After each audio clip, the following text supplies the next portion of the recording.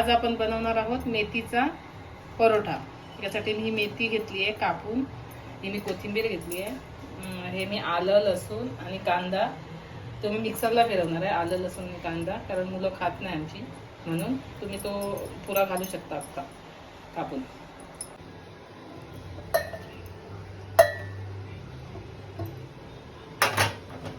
ती थोडी गरम करून घेतली आहे। ही कोथिंबीर, बटाटा थोडा मी उकडून स्मॅश करून घेतलाय, हळद, मसाला जो मिक्स मसाला आमचा मालवणी असतो तो, बेसन, थोडीशी मी कसुरी मेथी टाकली आहे। आता ह्याच्यात मी गव्हाचं पीठ टाकणार,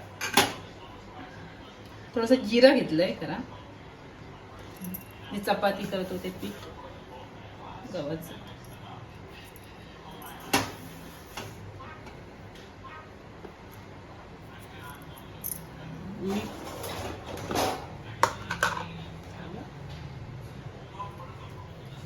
चवीप्रमाणे मीठ,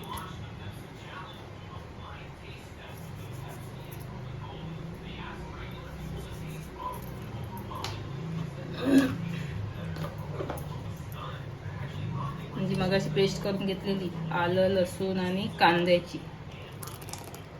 तुम्ही कांदा अक्का घालू शकता कापून बारीक करून, मुलं खात नाही म्हणून मी तो मिक्सरला लावलाय, थोडासा फिरवलाय आणि हे मळून घ्यायचं।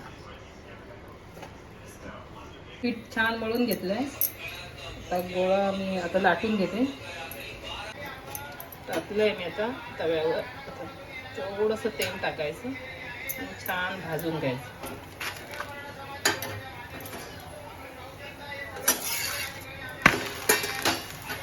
थोडंसं तेल टाकायचं, जास्त मी तर काही जास्त तेल खात नाही। छान परोठे तयार आहेत, असे करून बघा, खाऊन बघा, मुलांना खूप आवडतील। शाळेच्या डब्यात पण मुलांना ते खूप आवडतील आणि ते खूप छान मऊ राहतात।